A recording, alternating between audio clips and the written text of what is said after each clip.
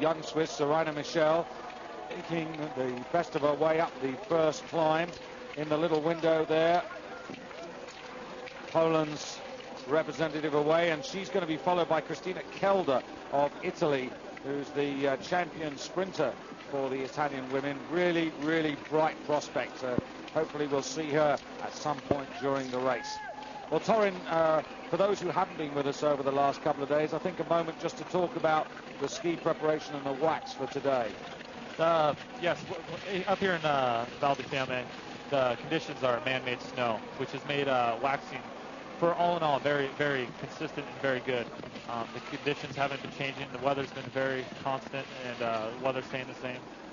For glide, they've been going with a pure fluorocarbon to a high fluorocarbon. And what this is they have a fluorine added to the paraffin, which allows the ski to glide very well in warmer conditions, and it repels dirt and stuff. The biggest chance for somebody to have good skis is going to come in ski selection itself. The biggest problem is to find the right balance between glide and having enough kick for some of these very steep hills. And what we saw in the earlier races, that people that were able to find that right combination were the people that did the best. And the other ones, some of the other favorites, possibly had poor choice selection in their skis. With the kick wax, they're going to be going with a hard wax and a binder underneath, either a clister or they're just going to iron in their hard wax, which allows the ski to grip when they apply full force to it and to glide otherwise. Well, there you have it. If you've got any questions about equipment, waxing, then send them in, and Torin will do his best to demystify the choice of skis and waxing. So still, as you can see, it's Magda Genuine for Italy, who's right at the top now, getting ever closer to the red group, just starting top right there. That's another of your teammates there, Eileen Pedersen, who I gather back in the sport after a breakaway. Yes, she was one of the top American juniors back about 6-8 years ago. Turned over to long track speed skating when she was living in Milwaukee, Wisconsin, and then went off and was a trader, a stockbroker, and 3 years ago decided that she was missing something from the sport and has committed herself full time to. Well, I hope she sold her shares at the height of the market, because if she did, then she's a very, very good judge. It was absolutely the right time to get out of the market and get back to sport.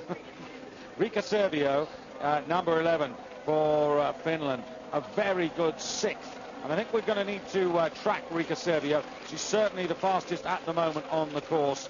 The Finn, who finished just 1:35 down behind obviously Ventascori, was a minute behind her at 10 kilometers. And that's arguably one of the best races we've seen from Riikka, really, for many a season. So 1,600 meters up the first climb here. And she's got an advantage of a second. Not a huge advantage, and that gives some credit also to Serena Michel, I think. I think those have been definitely the two most smooth skiers we've seen come through the course so far. We're going to be looking for Becky Scott, but here's one of her teammates, Tasha Betjeman. A younger skier for the Canadians, somebody that they're hoping to kind of fulfill the drop left from the Fortier sisters, who retired last season. And I got it. She was second in your she was second in the under-23 sprints. Yes, at the in Bormio last week. So that's it's a sign of well-being, and there is a bit of flu going around, but generally it's not a problem around here. It's just one or two unfortunate people.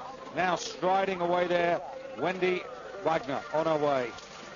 The only woman on the American national team.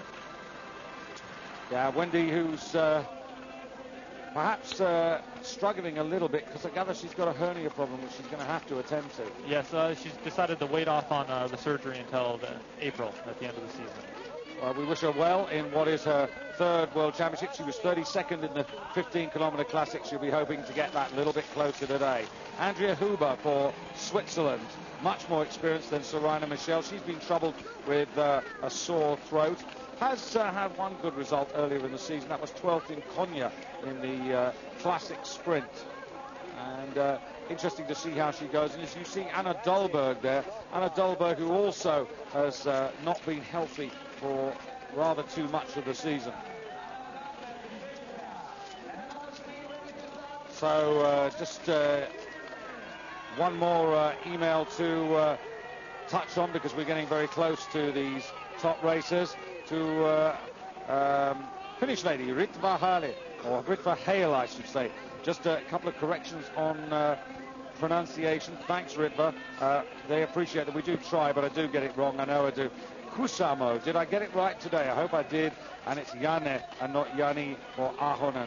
I'll try to behave correctly in the future.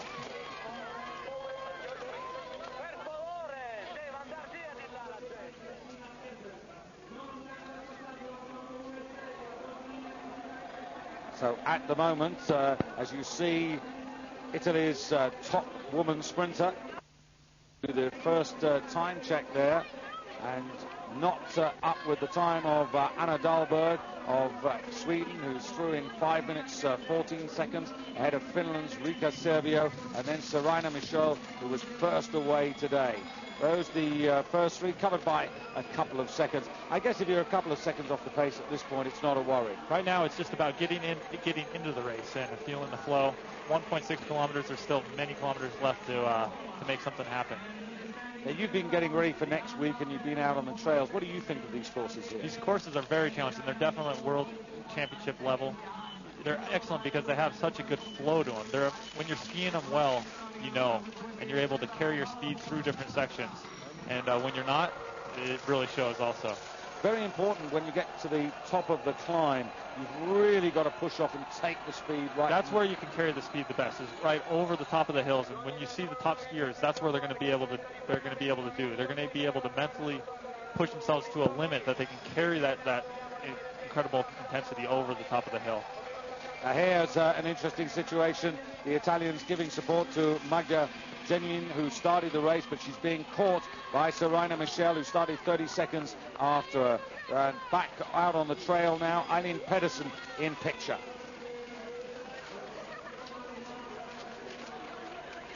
Moving up behind her. This is Masako Ishida for Japan. About to start there, already Storti for France. I thought a really good race for her, 18th in the 15-kilometer classic. Okay, 2:23, but she's a youngster, one of the new crop of French cross-country skiers. I thought that was a very, very decent effort. It was effectively a personal best, certainly a season's best. I've been very impressed with the French up-and-comers so far this year. One or two other important reflections I want to get to after yesterday. Thomas Olsgaard, well, he also thanked his head coach, Carl-Henning Gran, for giving him the confidence to start, because technically, in a funny sort of way, based on his results this year, he shouldn't have really earned a place in the Norwegian team.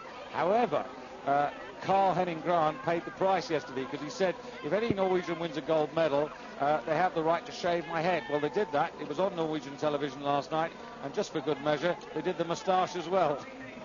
It's pretty interesting. Thomas, after his disappointing Norwegian National Championships, went back, trained, and with the training camp, 2 days before the start, sent Carl-Henning Gran a text message on his phone and said, I'm in form, let me start. The rest is history. Yes, and that 32nd place down in the Norwegian Championships, it was explained very clearly in as much that, you know, at the same time as he was racing, he was also in the gym doing weights, he was running. So in a sense, he was tired when he was racing, but it was not, he was obliged to turn up to the national championships because the federation need the stars to be there to support the money that's invested by the sponsors who look after the team. To me, it's very impressive that he had the mental tenacity to not let something like that get him down and come back.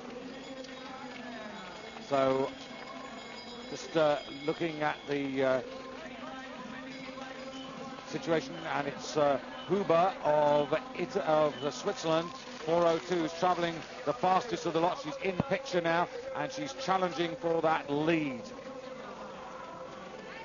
And looks as if is she going to be there? You can see the line across the course, not quite. 3 seconds down. At one point, she looked as if she was going to be taking the advantage. But Elenek is looking for Elenek now in picture.